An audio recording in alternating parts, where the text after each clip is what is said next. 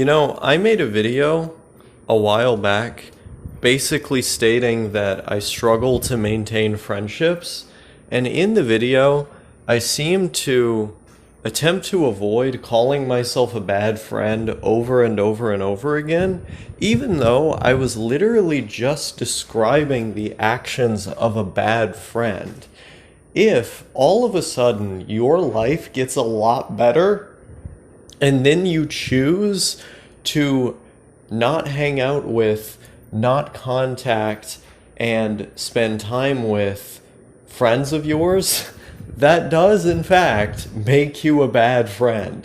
It makes you a bad friend if you spent time with those people when you were going through hard times and when everything wasn't up, when things weren't great for you, and then everything goes up, everything gets great, and then all of a sudden you leave them out to dry and you barely hang out with them. No, I should make an effort to hang out with my friends.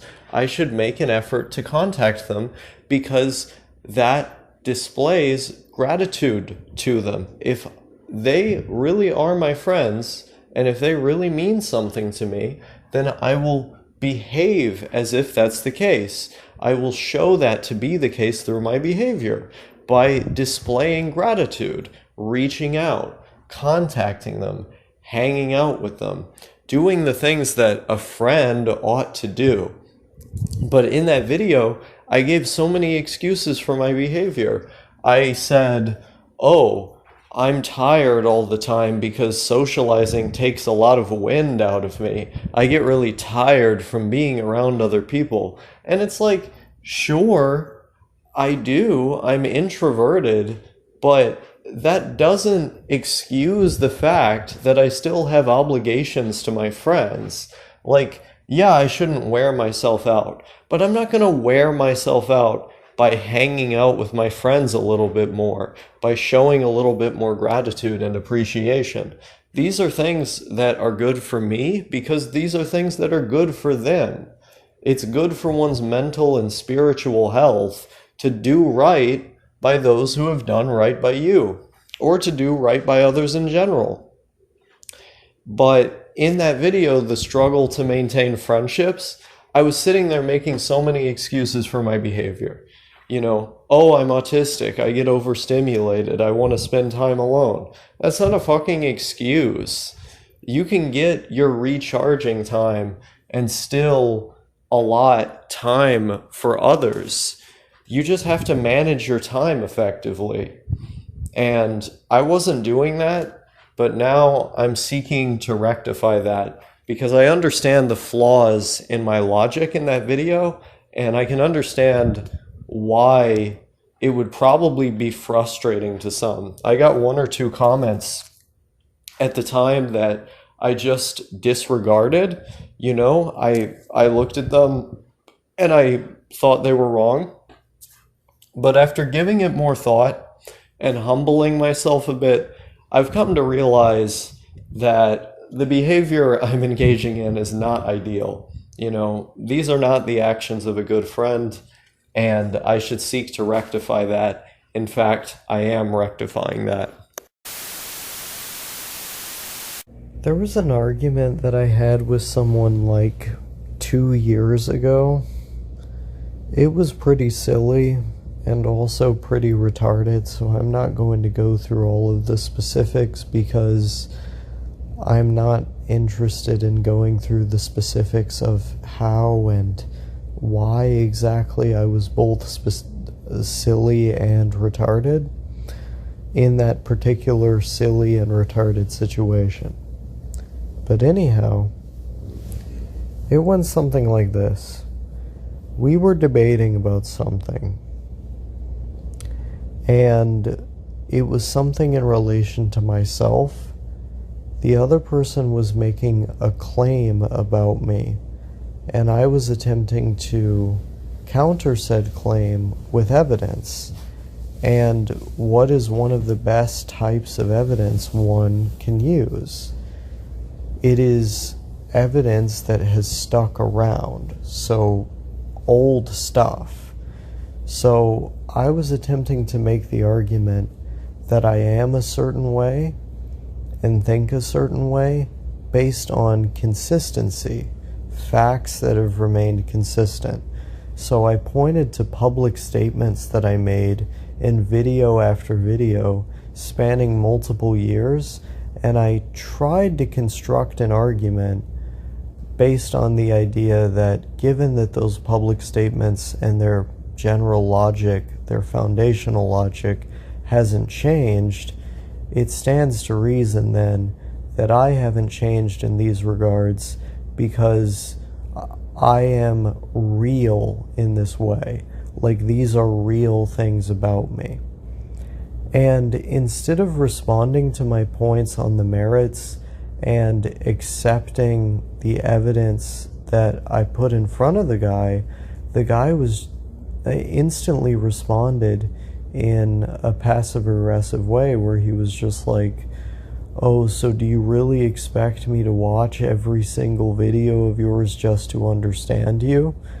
And it's like, no, I don't expect anyone to do that. If I expected you to do that, I would have directly claimed that you should do that. Like, who do you take me for? Do you think that I'm so mild-mannered and pussy that if I had a direct command of you, that I wouldn't simply direct you to do such a thing? Like, it's weird, you know? It's weird that those sorts of presumptions would be made about me. But at the same time, if you don't have much context on how I operate, it's understandable.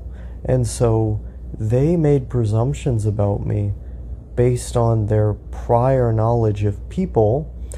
People are generally not as commanding as I, and people are generally going to pussyfoot around an issue instead of stating exactly where they stand. And so there ended up being a miscommunication because he misunderstood the intention behind what I was saying, and moreover, he misunderstood what I was actually saying. Because if you look at the content of what I was literally saying, I was just like, things are this way. Here's a bunch of evidence that shows that it is this way.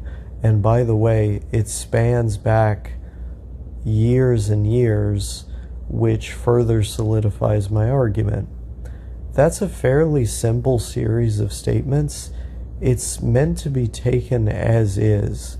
But all of a sudden, those statements were embroiled in all this emotional nonsense, all these implicit social details that I think end up coming about as a result of prior experiences with people who are too insecure and frankly too inferior to state their case in a commanding way.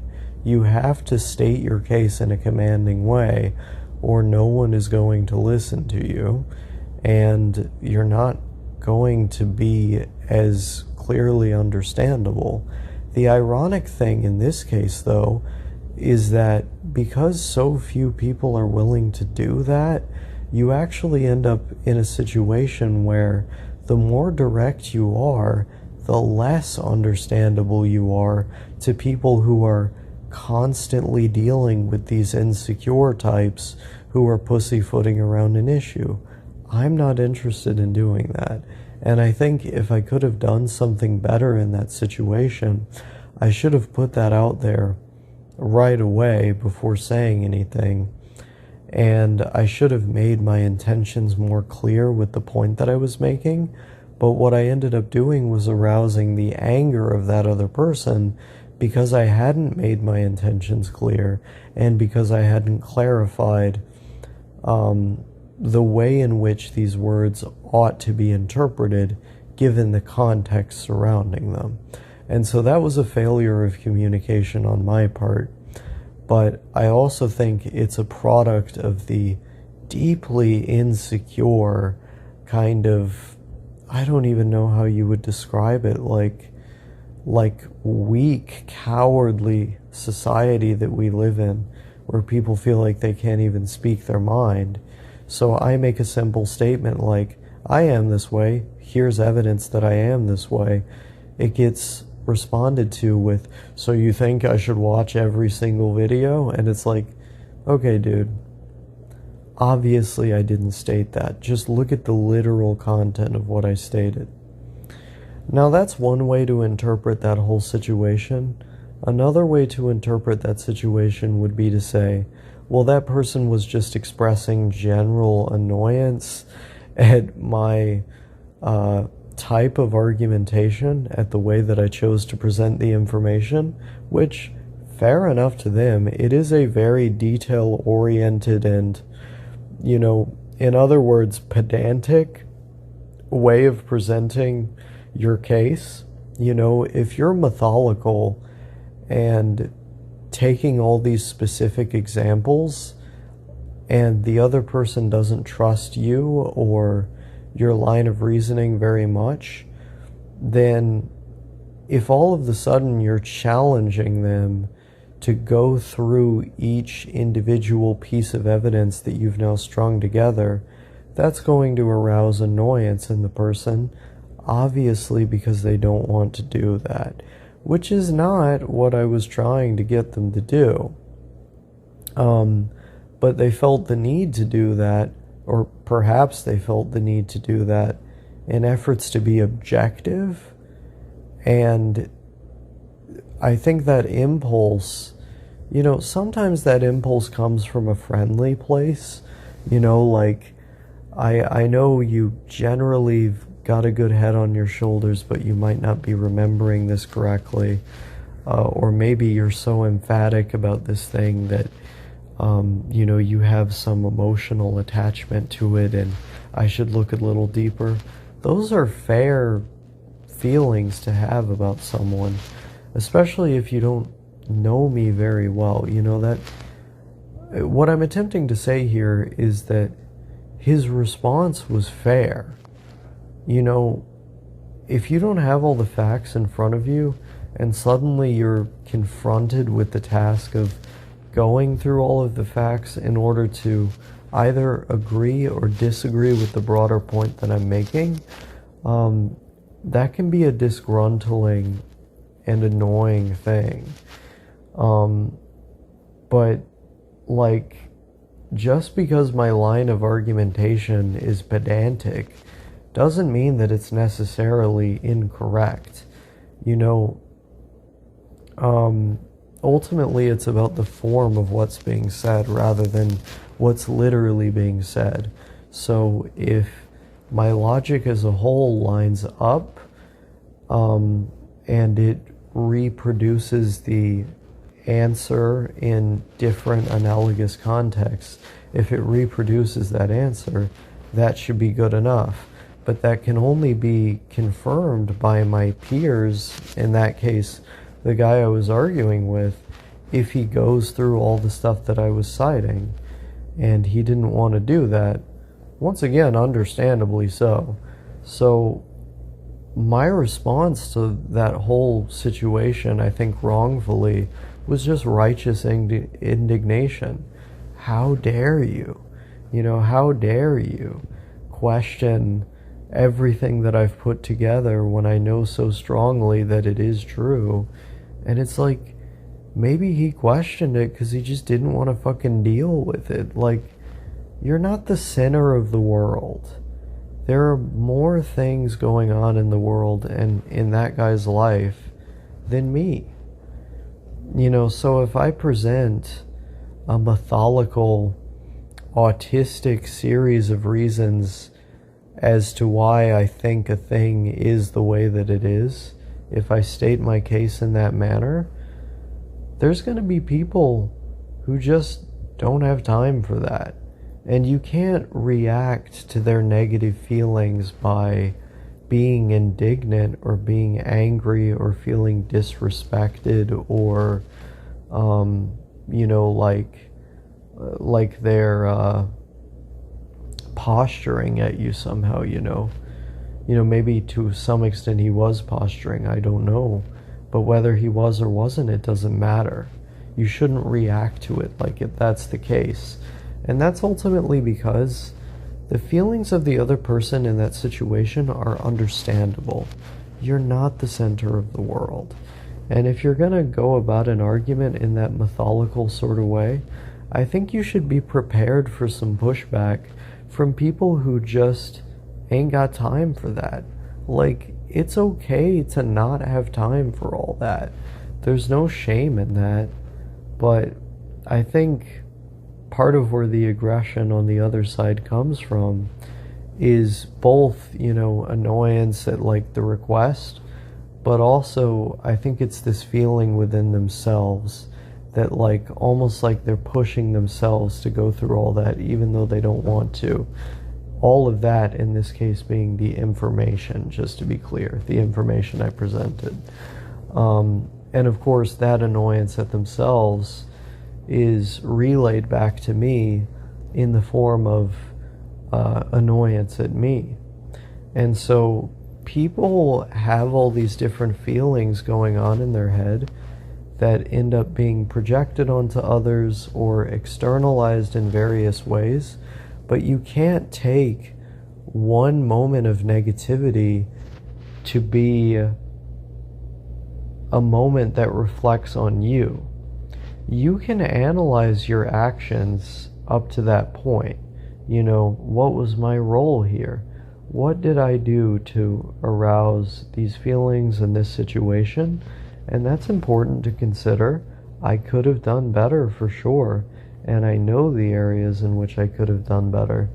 But I think one of those areas, crucially, and that's what I'm attempting to demonstrate with this clip for myself, is I should have considered the other person's feelings more closely, more deeply, and more empathically, because I'm not the center of the world. I'm not the only one going through things. I may have been going through something when the insinuation that I didn't know what I was talking about was made, but to be fair, maybe I didn't know what I was talking about.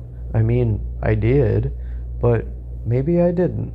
I should be open to that possibility, and part of being open to that possibility is accepting those sorts of negative responses when they come your way, because those come from a person who is seeking objectivity, and in pursuit of that, they must have all the facts in front of them.